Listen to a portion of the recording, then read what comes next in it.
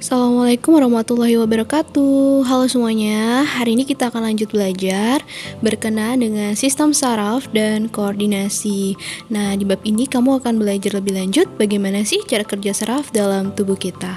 Oke, pernahkah kamu terpeleset sebelumnya? Nah, otomatis pasti tangan kamu akan menahan bagian belakang kan? Dan kamu pasti akan bilang, aduh, nah kenapa ya? Atau mungkin kakimu pernah kepentok meja, rasanya kayak pengen nangis tapi ditahan-tahan, dan itu pasti sakit banget. Nah, jadi hal itu juga salah satu pengaruh yang dilakukan oleh saraf. Atau kenapa ya kalau kita hendak bersin, mata kita selalu menutup? Pernah nggak kamu coba saat kamu mau bersin, mata kamu dibuka? Nah, kayak gini nih. Enggak kan? Nah, jadi kira-kira kenapa ya bisa seperti itu? Nah, kita akan belajar tentang sistem saraf. Oke, silahkan disimak video berikut ini ya. Nah, saraf itu jumlahnya banyak sekali. Dia terletak di seluruh tubuh kita. Nah, seperti ini, seperti pada ilustrasi ini, bercabang-cabang. Fungsinya adalah untuk menghantarkan pesan atau dalam istilah dikenal impuls. Ya, jadi pesan atau impuls itu berupa hantaran listrik yang dikirimkan oleh saraf kita ke seluruh bagian tubuh yang dituju. Misalnya, kamu mendapat rangsang cahaya dari mata. Nah, matamu akan menerima cahaya sebagai impuls, lalu impuls itu akan dikirim ke dalam otak. Nah, nanti otak akan menerjemahkannya dan akan mengirimkan impuls tersebut kepada bagian organ lain. Nah, misalnya nih saat kita mengingat, kemudian memori-memori, kemudian kita belajar menghafal, kemudian kita juga melakukan berbagai aktivitas, impuls itu akan terus dikirim. Nah, cepat sekali kan? Seperti yang kamu lihat pada video berikut ini. Nah, jadi nih, saat kita merasa sakit, kita merasa panas, dingin, kemudian kita bisa mendengar, kita bisa melihat, itu semua adalah pesan atau rangsangan yang akan diteruskan oleh impuls ke dalam otak dan dikirim kepada efektor. Apa sih efektor? Efektor itu adalah organ yang akan menerima. Nah, jadi di dalam otak kita banyak sekali sel-sel saraf yang bekerja untuk menerjemahkan pesan atau impuls yang diperoleh. Oke, jadi jaringan saraf itu terletak di seluruh tubuh kita. Nah, berikut ini adalah struktur sel saraf dan mekanisme impuls yang berjalan tadi ya, yang warnanya biru. Nah, kemudian apa sih itu sel saraf? Jadi, sel saraf itu adalah salah satu sel yang letaknya di seluruh organ kita, fungsinya untuk mengatur kerja organ dan menanggapi rangsang di lingkungan. Nah, ini adalah bagian-bagian dari sel saraf kita. Yang pertama, di sel saraf itu ada beberapa bagian, dari yang paling atas itu dendrit, badan sel, sampai ujung yaitu terminal akson. Nah, dendrit ini adalah bagian yang bercabang ini. Fungsinya untuk menerima impuls atau apa tadi? Pesan. Nah, kemudian setelah itu impuls akan dihantarkan ke badan sel. Nah, ini dia yang namanya badan sel.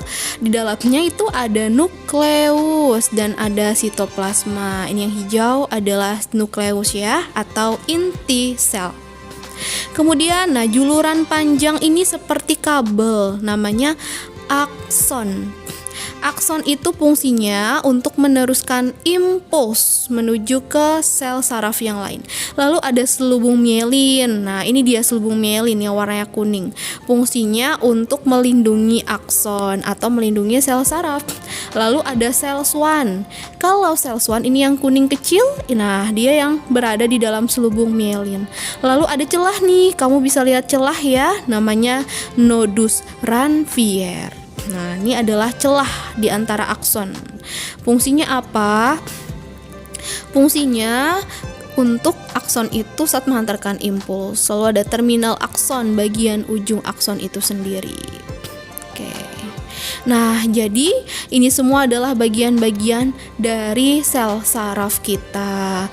Nah, selanjutnya kita akan belajar kenapa sih sel saraf itu harus ada selubung mielin. Kamu akan bandingkan percepatan gerak dari impuls. Nah, di gambar yang atas di situ ada nodus Ranvier atau celah kan. Nah, seperti yang kamu lihat pada gambar, di situ jalan impuls yang birunya lebih cepat karena di situ ada nodus Ranvier akibat adanya selubung mielin. Sedangkan bagian bawah itu dia jalannya lebih lambat. Oke, nah ini ya bagian-bagian sel saraf yang lebih detail. Ada badan sel, yang mana di situ ada inti dan sitoplasma. Ada dendrit untuk menerima impuls atau pesan. Ya, pesan saat kita mendapat rangsang dan diteruskan ke akson. Akson ini sendiri yang akan meneruskan dari badan sel menuju ke yang lain. Nah, kamu tahu tidak bagaimana mekanisme jalannya? Nah, dia loncat-loncat kayak gini impulsnya supaya jalannya lebih cepat. Nah, untuk menghindari selubung mielin. Terus selubung mielin ini fungsinya untuk melindungi saraf kita dan mempercepat jalannya impuls tadi.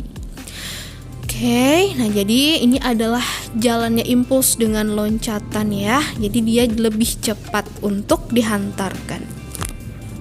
Nah, itu adalah lapisan mielin. Nah, itu akson. Kemudian yang di bagian bawah ini ada yang namanya bagian akson. Oke, nah selanjutnya ini adalah macam-macam dari sel saraf ya. Ada neuron sensorik, ada neuron konektor, dan ada neuron motorik. Kalau neuron sensorik itu adalah saraf yang menerima rangsang pertama kali. Kalau neuron konektor itu adalah neuron atau saraf yang menghubungkan, dan neuron motorik itu yang mengirimkan respon ke otot. Oke, bagaimana sih hubungan antara sel saraf dan masing-masingnya? Yang pertama, saat reseptor atau organ kita panca indera menerima impuls atau rangsang akan diterima oleh neuron sensorik. Lalu dari neuron sensorik akan diteruskan oleh saraf konektor dan diterjemahkan di saraf pusat yaitu otak, dan responnya akan dikirimkan menuju ke saraf motorik. Nah, saraf motorik ini yang akan melakukan aksi yang telah diperintahkan otak. Jadi pertama kita urutannya dari saraf sensorik dulu, dari 5 panca indera, kemudian saraf konektor yaitu ada otak dan tulang belakang, serta ada saraf motorik yaitu otot dan kelenjar. Baik, nah ini ada pesan nih buat kamu. Nah, siapa yang masih suka tidur setelah subuh? Tahukah kamu, menurut Ibnul Qayyim rahimahullah, bahwa beliau adalah salah seorang ulama juga dokter. Tidur setelah subuh itu ternyata sangat berbahaya loh buat kesehatan tubuh, karena ternyata bisa melemahkan dan merusak badan kita akibat sisa metabolisme, sehingga paling baik dilakukan dengan olahraga atau beraktivitas. Baik, setelah pembelajaran ini kamu ada pertanyaan, boleh di-drop di kolom di bawah ya. Dan berikut ini adalah soal yang akan kamu kerjakan. Terima kasih. Assalamualaikum dan sampai jumpa.